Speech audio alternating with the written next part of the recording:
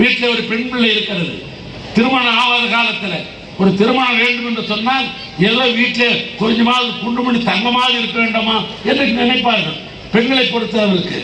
ஆனால் என்ன நிலைமை, 2016 திராவிட முன்னேற்ற கழகம் காங்கிரஸ் இணைந்த அன்றைக்கு மன்மோகன் சிங் ஆட்சி நடத்தி கொண்டிருந்த பொழுது 2014 ஒரு பவுன் தங்கத்தோட விலை 20,000 ரூபாய். ஆனா இன்னைக்கு என்ன நிலைமை, 53,000 ரூபாய் ஒரு பவுன் என்று சொன்னால் எவ்வளவு ஏறி இருக்கிறது, 33,000 ரூபாய் ஏறி இருக்கிறது. விலைவாசி கட்டுப்படுத்தி இருக்கிறீர்களா? விலைவாசி கட்டுப்படுத்தாத யார் காரணம்? இவர்கள் தானே ஒன்றிய அரசாங்கம் சார்பாக இவர்கள் தானே ஜிஎஸ்டி போட்டார்கள். இதே ஜிஎஸ்டி கலைஞர் முதலமைச்சராக இருக்கிற பொழுது இதே ஜிஎஸ்டி வந்தது. தமிழ்நாட்டு முதலமைச்சர் கலைஞர் என்ன சொன்னார், ஜிஎஸ்டி போடுகிற அதிகாரம் மாநில அரசாங்கத்துக்கு தான் தேவை. என்னென்ன மாவட்டத்தில் என்னென்ன பொருள் விற்கிறது, எந்தெந்த பொருள் உற்பத்தி அதிகமாக இருக்கிறது, எதிர்பார்த்து வட்டி போடுவோம் வரி போடும் என்பது அதிகாரம் எனக்கு தேவை. உதாரணத்துக்கு சொல்ல வேண்டும் என்று சொன்னால், நான் திருவண்ணாமலை மாவட்டத்துக்காரன்.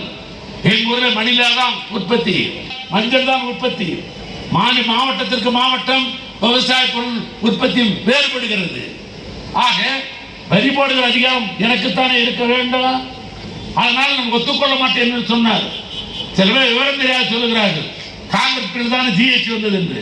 காங்கிரஸ் பிரிவிலே ஜிஎஸ்டி உருவாக்குகிறார்கள். ஆனால் மாநில அரசாங்கத்தில் இருக்கிற முதலமைச்சர் ஏற்றுக்கொள்ள மாட்டேன் என்று சொன்னார்கள். அதற்கு பின்னால் 2011 அம்மையார் அவர்கள் ஆட்சிக்கு வருகிறார்கள்.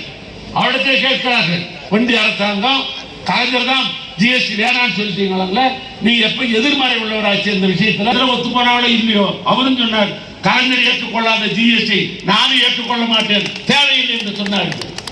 அதற்கு பின்னால் அம்மையார் இறந்தார். ஓப்பன் தானே நீங்க ஜிஎஸ்டி ஒத்துக்கொண்ட காரணத்தினால்தானே அவர் போட ஆரம்பித்தார்கள்.